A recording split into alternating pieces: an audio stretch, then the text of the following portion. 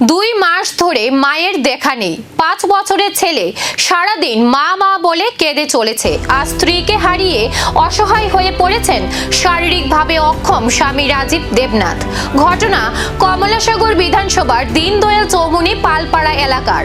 পরিবারের দাবি, গত 4 জুলাই মেয়ের বাড়ি বিশ্রামগঞ্জের ছেচড়ি মেল যাওয়ার কথা বলে বাড়ি থেকে বের হন গৃহবধূ শিখা দেবনাথ।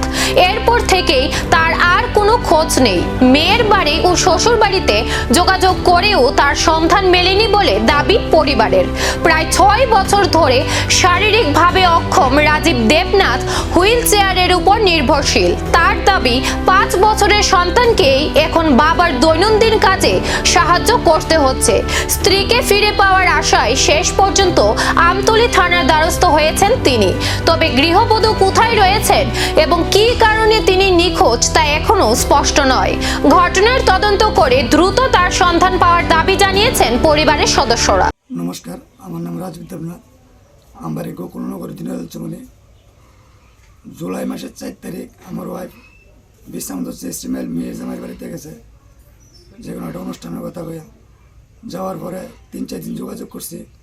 3-4 দিন যোগাযোগ করার পরে আমার মেয়ের বাড়ির কারোর সাথে যোগাযোগ না, আমার ওয়াইফের সাথে যোগাযোগ নাই, তারা লাইন বিজি করে দিয়ে রাখছে। আমার শ্বশুর বাড়িতে আমি খবর পাঠাইছি, তারা তো কোনো উত্তর পাইছি না, তারা আমার কোনো ভালো মন্দ করা হয়েছে না। আমি মায়ের অপেক্ষায় শিশুর চোখে জল।